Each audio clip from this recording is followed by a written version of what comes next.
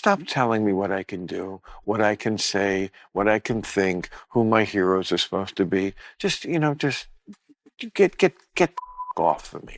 You ever notice how the people screaming the loudest about living their truth suddenly panic when someone points out that truth doesn't actually bend to feelings? Yeah, that just happened in the most delicious way. Bill Maher sat down with Drew Barrymore on his podcast Club Random. And what started out as Drew trying to pay him a compliment quickly turned into a masterclass on how flimsy woke talking points collapse under actual logic. Now, here's the thing. Drew Barrymore isn't a bad person. She's not out there plotting some woke revolution in her spare time. But like so many celebrities who spend a little too much time in Hollywood bubbles, she's absorbed this idea that your truth is somehow just as real and just as valid as the truth. You're a very discerning man. When it comes to a lot of things, you are. It's a charitable word for it, but I appreciate it. Yes, I think I am. I mean, I've watched you for decades go out there and speak your truth. Yeah. I don't think there is anything that exists of the truth. It's your truth. You've probably heard it, too. Maybe at work, maybe in school, maybe scrolling TikTok. Someone says something crazy. You counter with facts and they retreat into, well, that's your truth. Let me live mine. Sounds harmless, right? Almost poetic. But when you actually break it down, it's just lazy thinking dressed up in fancy words. And Bill Maher, love him or hate him, wasn't about to let Drew slide on that. The moment she said, "You've been speaking your truth for decades," Maher stopped her in her tracks. He looked her dead in the eye and said, "There's no your truth. There's just the truth." Boom. One sentence. Checkmate. There is also in life the truth. We may not always be able to discern it, but there is the truth. You could see Drew freeze. Her smile faltered. Her words stumbled. And suddenly she was that kid in class who realizes they didn't do the reading, but still tried to bluff their way through the discussion. Painful. And here's why that exchange hit so hard. We're living in a world where feelings are being put on the same pedestal as facts. Think about that. Gravity doesn't care how you feel. If you trip on the sidewalk, you're going down. Whether or not it hurts your feelings, the truth isn't negotiable. But the woke mob wants you to believe otherwise. They want to tell you that biology, history, math, even basic common sense can all be rewritten if it doesn't align with their feelings in the moment. And feelings change. One day you hate pineapple on pizza, the next day you love it. One year you're obsessed with Harry Styles. The next year you're pretending you never listened to him. But it's very hard to be the one on either side to ever proclaim you know what it is. That is a dangerous thing to do. We always need to hear, because we don't know. We're not God. No. Right. No. But it does exist, the truth. Not everything is just your truth. I mean, your truth has become sort of like code word for just whatever I feel like. Whatever I feel like believing. Well, that's not really the same thing as your truth. You feel this way. Yes. Feeling is not enough for me. Feelings are temporary, but the woke crowd is out here making permanent life-altering decisions, like encouraging children who haven't even figured out their favorite color to make irreversible choices about their bodies. All based on feelings. It's insane. An MR with one sharp line cut straight through the nonsense. Feelings are not facts. Now, of course, the internet exploded. The woke mob absolutely lost it. How dare Bill Maher reject Drew Barrymore's heartfelt attempt at validation? But that's exactly the problem. When truth collides with woke ideology, the result isn't just discomfort, it's meltdown. Because deep down, they know their arguments don't hold up outside of their echo chambers. They know that the second someone with backbone and logic pushes back, the whole thing crumbles like a house of cards in a hurricane. And Drew, she tried to backpedal. She rambled about how truth is dangerous, how you can't really ever claim to know it, how it's taboo. Classic move. It is such a taboo subject, the truth. It is.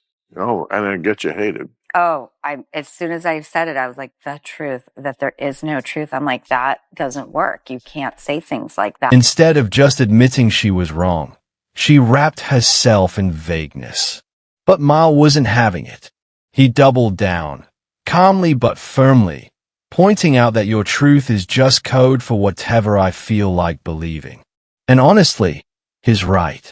Think about how dangerous that mentality is when it runs unchecked. But it's just so refreshing. Like, you were doing this before it was so dangerous. Still dangerous. And it is just way too dangerous now. Yeah. But you're still doing it. It's slightly less dangerous than it was 2 years ago because we did have a vibe change.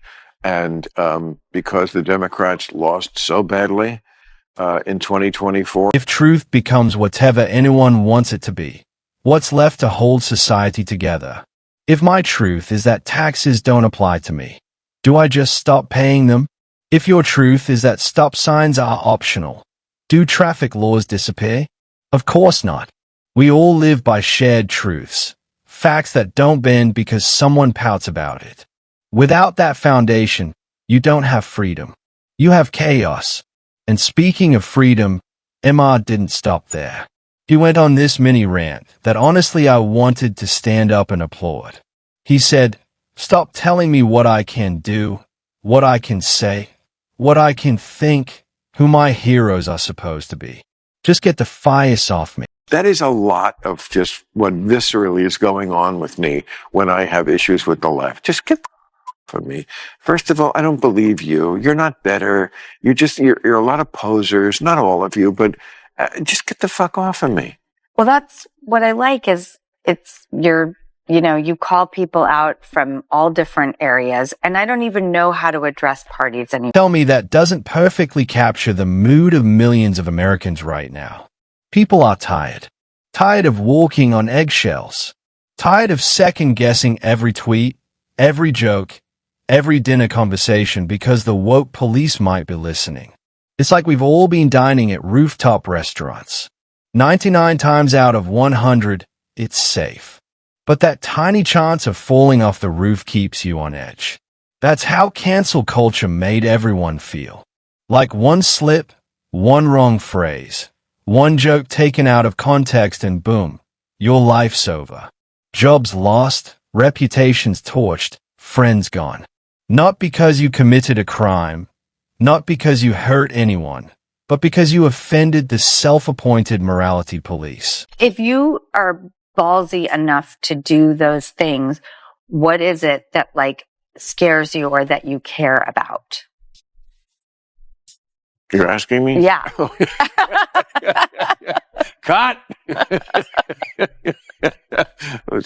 I was so riveted by the framing there. I was like, wow, who are we talking to? What was the question? What am I? If you're ballsy enough to be brave enough to say your truths or speak to what you believe is the truth, what scares you and what do you care about? Oh, what scares me is a little bit me that, at any moment you can say something that really in private conversation wouldn't upset anybody. Yes. But the snitches will be able to use it to attack and end you, which they did once on Politically Incorrect. And let's be real, the hypocrisy is staggering. Behind closed doors, the same people clutching their pearls are making the same jokes, laughing at the same things, saying the same unfiltered thoughts as everyone else. But say it in public. Say it without the approved woke framing. Suddenly you're the villain. That's not morality. That's control. Cancel culture was never about making the world kinder. It was about silencing people the mob didn't like. I've been ended a few times, and I understand that it is real and it can happen. Right. So, I always say, whenever I leave the house, not even to just do the show, just leave the house, I'm having dinner at a restaurant, but one of those rooftop restaurants. Because is it really dangerous? Not very. but you could fall off the roof. Right. Like when you eat at a normal restaurant, there's no danger of you falling off the roof. When you eat at a rooftop restaurant, there's very little, but it is possible you could fall off the roof. But here's the good news, and Maher pointed this out too. Those days are fading. Cancel culture doesn't have the firepower it used to. Thanks to independent media, alternative platforms, and yes, even Trump shaking things up, people aren't as scared anymore. The woke mob still tries, sure, but the backlash is bigger now. People are pushing back. Free speech is clawing its way back into the spotlight. And Maher is one of the few mainstream voices reminding everyone why it matters. Say what you will about him. He's not perfect, and he'll torch Republicans just as easily as Democrats. But that consistency is rare. He's not playing for Team Red or Team Blue. He's calling out hypocrisy wherever he sees it. Compare that to mainstream media where the rules are predictable. Hammer the right nonstop. Give the left a free pass. People see through it.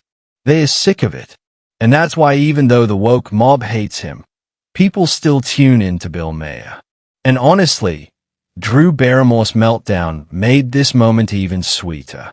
Watching her unravel in real time was like watching the mask slip. She wanted to believe in your truth. She wanted that safe little phrase to hold up. But the second it was challenged, it fell apart because deep down even she knew there's no your truth or my truth. There's just truth.